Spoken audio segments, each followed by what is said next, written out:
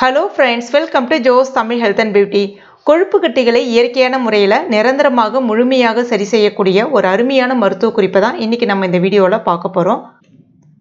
கொழுப்பு சத்துக்கள் நம்முடைய தசைக்கும் தோலுக்கும் நடுவில் ஒரு சின்ன கட்டி போல் ஃபார்ம் ஆகும். அதுதான் கொழுப்பு கட்டிகள் அப்படின்னு சொல்லுவோம். இது நம்முடைய ஆரோக்கியத்தை மட்டும் இல்லாமல் நம்மளுடைய அழகையும் கெடுக்கிற ஒரு விஷயமா இப்போ பார்க்குறோம்.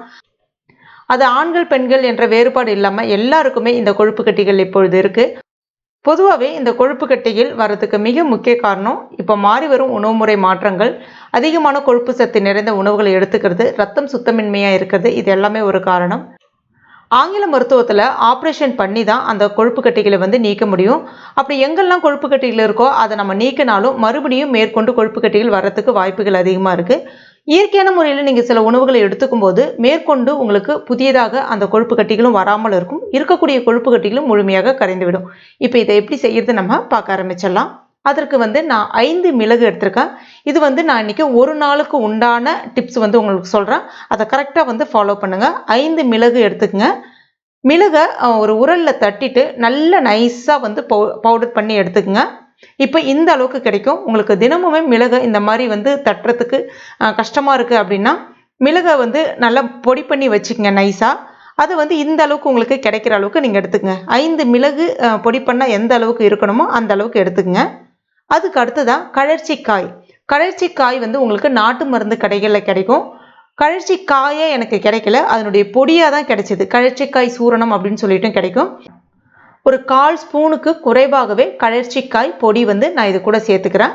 மிளகு கொஞ்சம் எடுக்கிறீங்கன்னா அதிலிருந்து 2 மடங்கு கழற்சிக்காய் பொடி இருக்கணும். உங்களுக்கு கழற்சிக்காயே கிடைக்குதுன்னா அதை தட்டினீங்கன்னா மேலே இருக்கக்கூடிய தோல் எட்ட வந்துடும். உள்ளே இருக்கக்கூடிய பருப்பை பொடி பண்ணிவிட்டு நீங்கள் வச்சுக்கலாம். தேவைப்படும் போது இந்த மாதிரி எடுத்து பயன்படுத்திக்கங்க.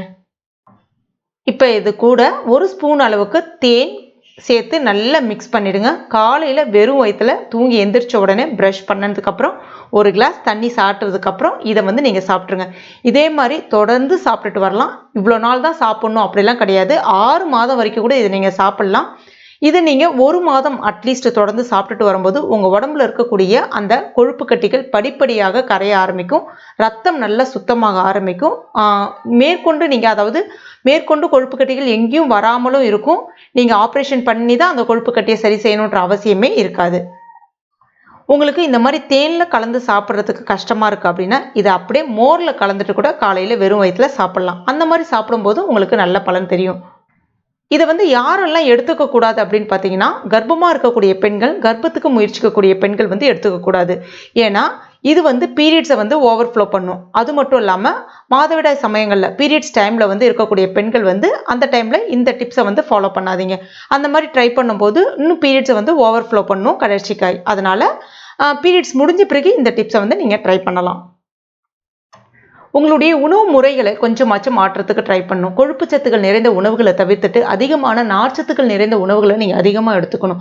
எந்த அளவுக்கு நார்ச்சத்து நிறைந்த உணவுகள், அதிகமான பழங்கள் எடுத்துக்கிறீங்களோ உங்கள் உடம்புல இருக்கக்கூடிய அந்த நச்சுக்கள் முழுமையாக வெளியேற ஆரம்பிக்கும். உடம்புல இருக்கக்கூடிய அந்த கெட்ட கொழுப்புகளும் வெளியேற ஆரம்பிக்கும்.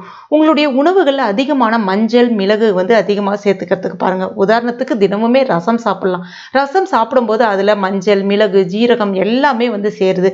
இதனால உங்கள் உடம்புல சேர இருக்கக்கூடிய அந்த கெட்ட கொழுப்புகள், அதாவது அந்தந்த நாளுக்கு சேர இருக்கக்கூடிய அந்த கெட்ட கொழுப்புகளை முழுமையாக வெளியேற்றும். ரத்தத்தை நல்லா சுத்திகரிக்கும். கண்டிப்பாக நீங்கள் இந்த டிப்ஸை ட்ரை பண்ணி பாருங்கள். ட்ரை பண்ணிவிட்டு மறக்காமல் எனக்கு கமெண்ட் பண்ணுங்கள். இந்த வீடியோ உங்களுக்கு பிடிச்சிருந்ததுன்னா, பயனுள்ளதாக இருந்ததுன்னா, உங்கள் நண்பர்களுக்கு யாருக்கா தேவைப்பட்டதுன்னா ஷேர் பண்ணுங்கள். மேலும் இது போன்ற பயனுள்ள குறிப்புகளுக்கு நம்ம சேனலை இது வரைக்கும் நீங்கள் சப்ஸ்கிரைப் பண்ணாத நண்பர்கள் இருந்ததுன்னா உடனே சப்ஸ்கிரைப் பண்ணிங்க. கூடவே மறக்காமல் அந்த பெல் நோட்டிஃபிகேஷன் சிம்பிளை ப்ரெஸ் பண்ணிங்க. அப்போ தான் நான் எந்த வீடியோ போட்டாலும் உங்களுக்கு நோட்டிஃபிகேஷனாக வரும். நீங்களும் பார்த்து பலன் பெறலாம். தேங்க்யூ.